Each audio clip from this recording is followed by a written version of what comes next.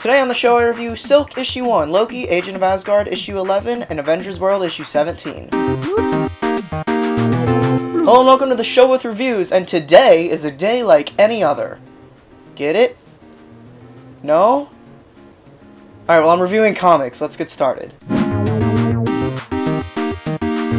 Okay, first up is Silk Issue 1, written by Robbie Thomas with art by Stacey Lee. This book was surprisingly well done. I didn't think I'd enjoy it as much as I did. Cindy Moon is definitely one of those characters that you just didn't ask for, but you got anyway. I think one of the big reasons I love this book is the use of inner monologue throughout. This is a writing tactic that's been used a lot recently, and I personally love it. It just allows for a deeper connection with the character that's being written, and it makes it feel like you're going on a journey with the character instead of just looking in through a glass window. I should also mention how gorgeous the art is in this book. It's a nice happy medium between Fraction's Hawkeye and traditional comic book art. I honestly can't wait to see where this book goes now.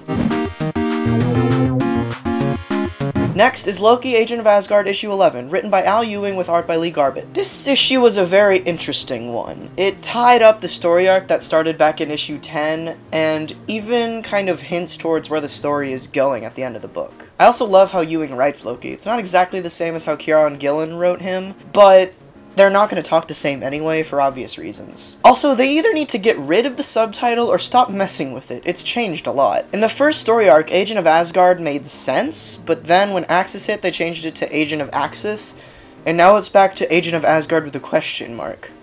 So I guess he's Loki, Agent of Asgard? I'd really rather this book just be called Loki. I'm definitely still excited for this book though. In fact, in the May solicitations from Marvel, they revealed that issue 14 is under the Last Days Secret Wars banner. I wonder what King Loki's gonna think of that. And lastly is Avengers World Issue 17, written by Frank Barber with art by Mark Cicchetto. I'm sorry if I butchered those names. Hey, this was the cheesiest love story I've ever read in a comic book. That's probably because that we already knew the outcome of it though, seeing as this is just a book to fill in the gaps of things that happened over the time jump in Avengers and New Avengers. It definitely makes this book really interesting, especially to those that are reading all the Time Runs Out stuff. In fact, I think this is the first Secret Wars / Times Run Out thing that's not being written by Jonathan Hickman. It's also worth mentioning that you do not need to read all the previous Avengers World issues to read this one. It's completely separate. I'm always interested in how writers can bring a lesser known character to light and really expand on them. That's kind of the vibe that I got from Smasher and Cannonball this issue. Anyway, I'm excited to see what other loose ends are tied up with this book going into Secret Wars. And that's it for this week. Kind of a mediocre week. Good, not great issues all around. Silk was surprisingly my favorite. Next week is crazy big though. I'm picking up 12 issues, which is extremely abnormal, especially for the last week of the month. Thanks for watching the show with reviews. Next time, I create my costume out of my organic web fluid.